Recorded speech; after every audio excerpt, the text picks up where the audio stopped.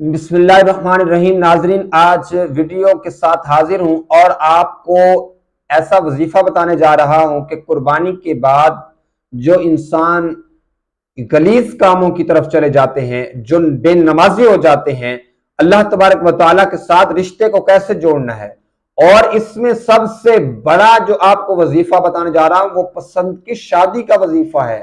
دوستو لازمی سن لیجئے گا۔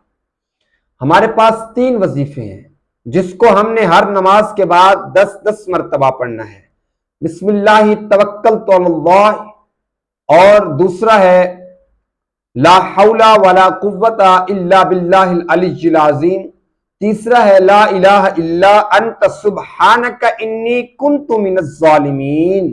جو شخص ہر نماز کے بعد 10 مرتبہ یعنی تینوں کو 30 مرتبہ پڑھے گا، اللہ تبارک و تعالیٰ اس انسان کی ہر دعا کو قبول فرمائے گا، آیا وہ پسند کی شادی کی ہوں، آیا وہ رزق کی ہوں، آیا کسی بھی دنیا کی مشکلات کی ہوں، اللہ رب العالمین وہ مشکلات کو دور فرما دے گا۔ دوستو آپ سے ریکویسٹ ہے یہ چھوٹی سی ویڈیو دوستوں تک لازمی شیئر کرنی ہے، اور کمنٹ سیکشن میں اپنی رائے دینا بالکل نہ بھولے گا، اور ویڈیو کو لائک کر دیجئے گا۔ نیکسٹ ویڈیو تک اللہ حافظ۔